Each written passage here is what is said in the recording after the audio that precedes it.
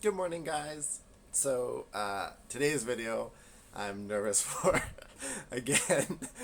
I'm all sweaty and amped up because it's another pushing my comfort zone and pushing my edge. This is an idea I've got from two of the main people I follow. So they both talked about this, Gary V and Aubrey Marcus, which is to basically share the things that we're most afraid of sharing. And so Gary Vee talks about getting the poison out in terms of like often these things we hold on to aren't actually that big of a deal, but we make it a big deal. And by being able to get it out, we release that and we let it go. And so I made a list yesterday and that was fine. But now this morning, thinking about making this video, it's hard. It's nerve wracking.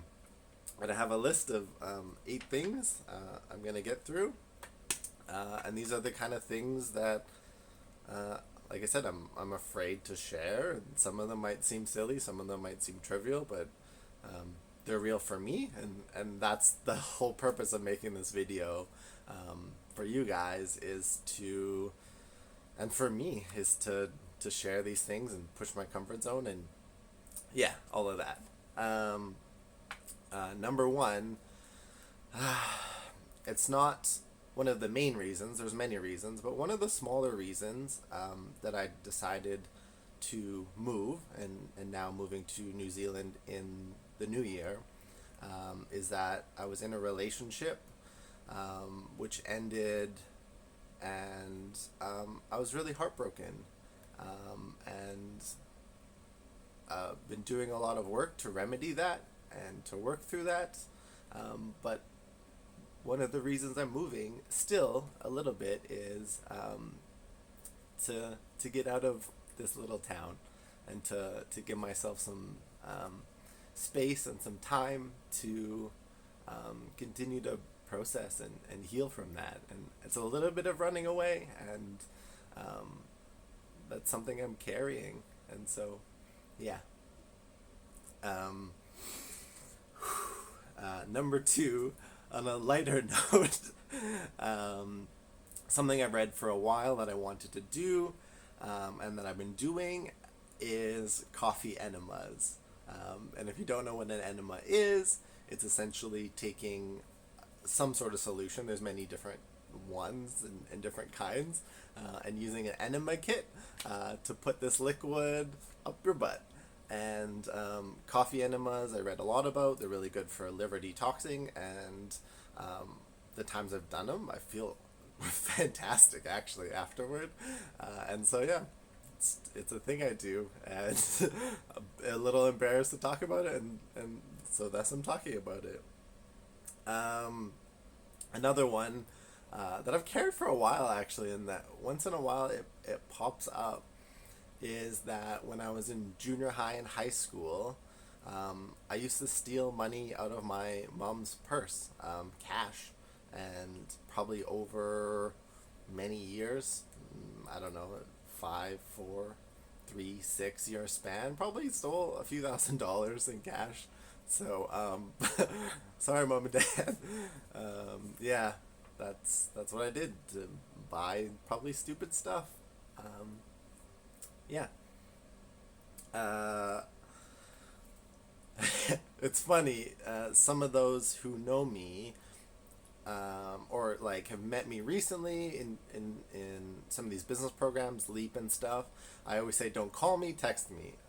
The reason I don't like phone calls is actually because when I was about 18, 19, 20, I racked up some debt, not a ton, but all of that debt went to collections. And so I spent many years after that having collection agencies call me. And so I learned to ignore numbers and almost to be fearful of numbers I didn't recognize, because picking up the phone, a lot of times it was someone I didn't want to talk to. And so now unknown numbers I don't pick up, and part of it is because I still get this weird feeling of like, what if it's a collector, or what if it's bad news. It's one of the areas I assume the worst, and are always surprised because I don't have these things in my life anymore. Typically, most phone calls are important. They're trying to get a hold of me for a reason.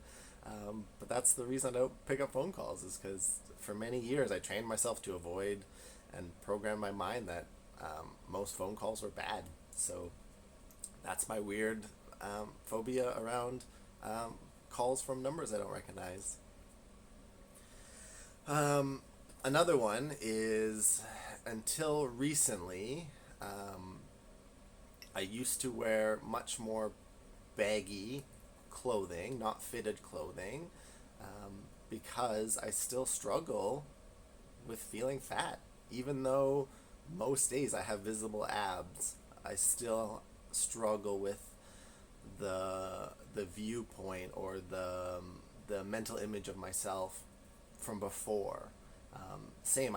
In the summer, I really like walking around shirtless. Not mostly, like large majority, because I want the sun, the vitamin D, and I want the tan. I really like getting tanned. But I'd say 90% of the time I'm walking around shirtless. I'm super self-conscious, but I do it anyways. I press on, but I'm constantly dealing with kind of that feeling judged, and everything going on in my head. Even though, like, if you looked at me, or if people know me, it's like I'm probably the furthest thing from fat, but it's something I still struggle with, and I think, even like I said, fitted clothes still scare me, and still make me self-conscious. I used to have a really severe sugar addiction, and I don't think enough emphasis is talked about sugar addiction, and the reality of it. But at the worst of it, I was unemployed. I couldn't afford rent. I had no money to even buy cat food from Mocha, but I would still take my quarters and my dimes, and I would walk down to the grocery store. At the time, it was a no frills. I would buy as many chocolate bars as I could afford with my petty change, and then I would come home and I would basically eat all of them. The only reason I would stop is once I felt physically sick, and that wasn't a one-time thing. That was quite a frequent thing, and there was a pretty dark period where I went through a lot of that. Fortunately, that's in the past, and I overcame that. But it's something I used to really struggle with.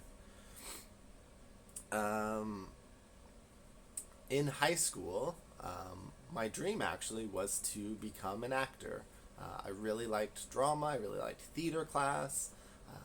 My idea for post high school was to go to an acting university or something. I was really wanting to go to Concordia in Montreal, but I let the world, my influence, kind of talk me out of it, and really believed in the notion that I would just become a starving actor.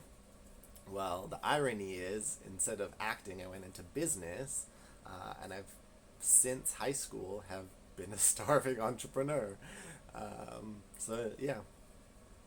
And lastly,